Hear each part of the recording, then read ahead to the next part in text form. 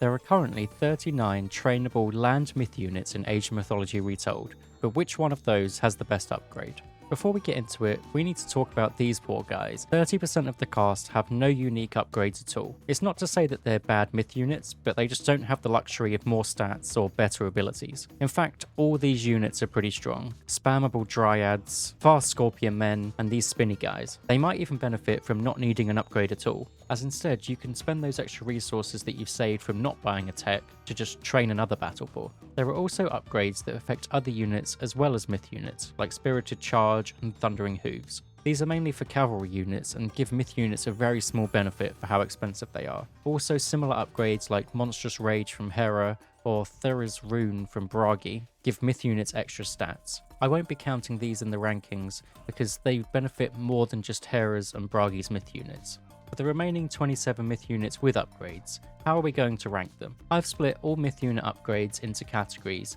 for the benefits they bring. Each category will have a winner before crowning an overall victor. Let's start off with myth units that have more than one direct upgrade. The only units that fall into this category are the Sphinx and Colossus. It makes the fully upgraded versions of these units very expensive, but as a result, they have some of the best stats in the game. The Sphinx upgrades give 30% HP, 20% hack damage, and 50% crush damage, with both upgrades. And on the second tech, Hyroko Sphinx, they also gain 15% movement speed. The extra bulk and damage stats are nice, but the speed is the real kicker here. It allows the Sphinx to be so much more mobile, and they become absolute raiding monsters. The Colossus gets a 25% HP boost each time, and some extra hack armor with the gold version. This might not sound like a lot, but you end up with a whopping 1800 HP, and also you can eat enemy gold mines, so I'd say it's pretty good.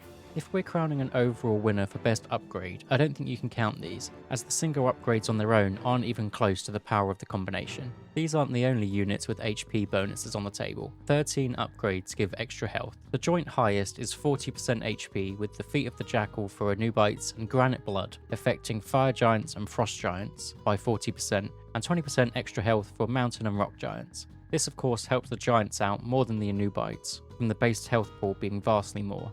And with Hell having access to 3 giants and potentially a 4th if playing Frey, it gives the flexibility to train different giants and still gain the effect of the upgrade. Granite Blood, however, is the most expensive tech on the list at 900 resources, over double the average cost of all the other myth unit upgrades at 400 resources. For the sake of this list, I'm counting one Favor as 10 resources, as this is roughly the rate that Favor is gathered. On the lower end of the HP bonuses are the Promethean and Automaton upgrades, Alluvian Clay, and Hephaestus Revenge. These only give 20% and 30% respectively, but with how cheap these upgrades are and how easy it is to spam these units, these HP upgrades are nothing to scoff at.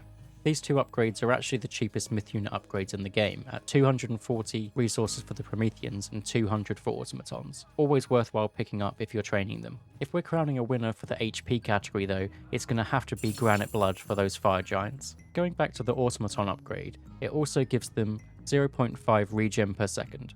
A very small amount of regen, but combined with their ability to build each other back up, it comes in pretty handy. Others in this regen category include Hydras with 2.5 HP regen a second, which is pretty massive, as these guys get more attack the more heads they get. So basically the longer they survive, the better it is for you. You can even send them back home to regen, but you might be waiting a while, because they have quite a large HP pool. And the third is Scarabs with Crimson Linen, getting 60% lifesteal, as well as 20% more hack and crush damage. 60% lifesteal is just ridiculous. Scarabs are slow, but this amount of regen is hard to ignore. Crimson Linen also gives 20% extra lifesteal to all myth units. Not something we're ranking in this list, but something to keep in mind for your Wadgets and Avengers, and other Egyptian myth units. For the small section of health regen, I think the Scarab does bring this one home.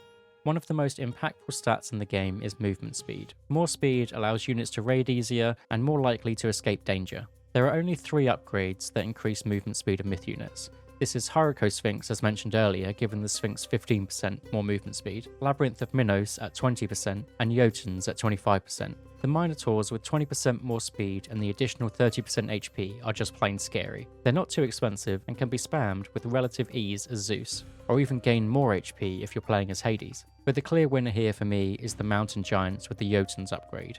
25% more movement speed. They are slow to begin with, but this helps them out nicely. They also receive 25% more HP, hack damage, and crush damage. Basically just becomes a different unit.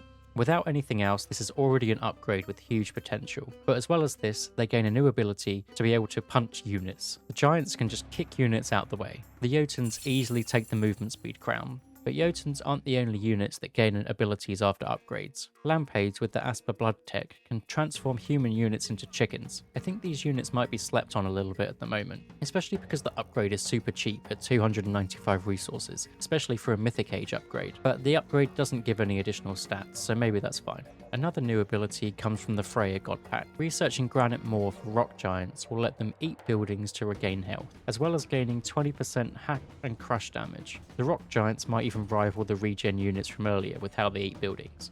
But I think it's the safe winner of the best new ability upgrade. And a side note that's pretty disgusting to think about, a Frey player worshipping Aegir and Hel can get 20% HP on those rock giants as well as all these boosts. Instead of gaining a new ability, these 5 upgrades improve the myth unit's current abilities. Will of Kronos makes your Cyclops throw AoE damage even larger, and backlines get absolutely decimated by this. And it's fair to say I've underestimated this guy before myself, especially on my awful tier list. The only drawback about these Cyclops is they are pretty slow, but if you get a few of them in the fight and you can get a couple of throws off, it can really turn the fight in your favour. The Nemean Lion tech, Roar of Orthus, gives 2 times larger radius on the Roar's stun. This could honestly be one of the best abilities in the entire game. It feels like a mini god power, almost like Shockwave, especially if you can mass lions and manually cast the abilities to go one after the other. There's some really fun micro potential with it. They have decent speed to be able to run in and out of fights and get multiple roars off. But these first 2 upgrades don't give bonus stats, although I'm not sure they need to, just upgrading the ability alone is pretty strong. The next 3 do give more stats though. Valkyrie's Disablock tech increases their healing rate by 33% and gives them 50% more hack damage. Valks are one of my favourite myth units in the whole game. They slot right in with the raiding cavalry having pretty similar speed and become one hell of a raiding force that can also heal themselves after they run under towers. This upgrade really does hit them with both barrels. Galahhorn adds 5 seconds onto the Einherjar special, which is basically a weaker version of the Arcantos special from the campaign. It also gives them 10% HP and 25% hack and crush damage.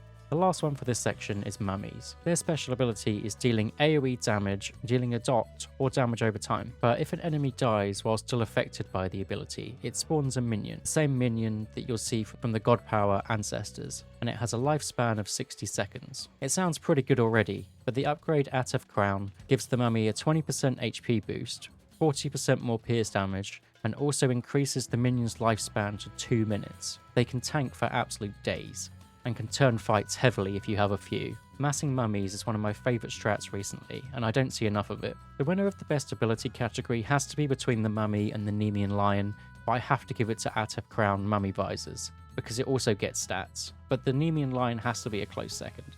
The last upgrade type, including abilities, are upgrades that reduce the recharge time of these abilities. All 3 of these are reduced by 25%. Argus is the first, and honestly, in its current state, the ability feels pretty underwhelming. Maybe after a buff, I could see this getting more play. The Argus leaves a pool of acid on the ground and does damage after a set amount of time. It's not quite the one-shot machine it was in Legacy. It does deal decent damage, but the units have got to stand there for quite a while. Frost Giants with Rime gain a reduced cooldown on their Frost Breath, which stuns units at a close range, and gives them 33% bonus HP and more hack damage. I always like to say how OP Frost Giants are, and I think they are heroic age beasts, but maybe I do oversell them sometimes. Medusa and Face of the Gorgon gets the same treatment on her ability, reducing the cooldown, but she basically gets the Frost Giant ability at a range while also dealing big damage. Pretty much one-shotting all human units and dealing 400 divine damage to myth units. And if turning them to stone didn't kill them, they'll probably die before they're able to move again anyway. The Medusa also get 5 extra bonus range. As much as I'd like to give this to the Frost Giants, the Medusa has to take the cake. Another small category is range. This has Medusa, as just mentioned, as well as Anubites with the Feet of the Jackal upgrade, giving them more range to their jump. They also have the HP upgrade as mentioned earlier, and a nice 20% boost to their basic attack and their jump attack, and their longer range leap really makes them a lot more slippery to get out of danger, and the AoE damage from their jump on a group of units can really be deadly if you get a few of them. Another new Freya unit is the Draugr. His ability can pierce through all units and gains 5 range as well as 20% pierce damage. Just a decent upgrade. Hetsuchos the Laser Crocodile only gains 6 range with no other stat buffs from his upgrade, but at 26 range, it can sit on the back line and avoid taking damage from ranged heroes and any heroes wishing to dive it. The base version of this is already pretty strong after some of the buffs, and this makes it even safer. Centaur is the last in the group with 3 extra range and 30% HP. Its HP pool is rather small, so maybe not the most impactful buff, but the range does make it easier to hit and run and stay out of danger. From this category for me, there's no clear winner, but I'd say with the 6 range, the Laser Crocodile is probably the best.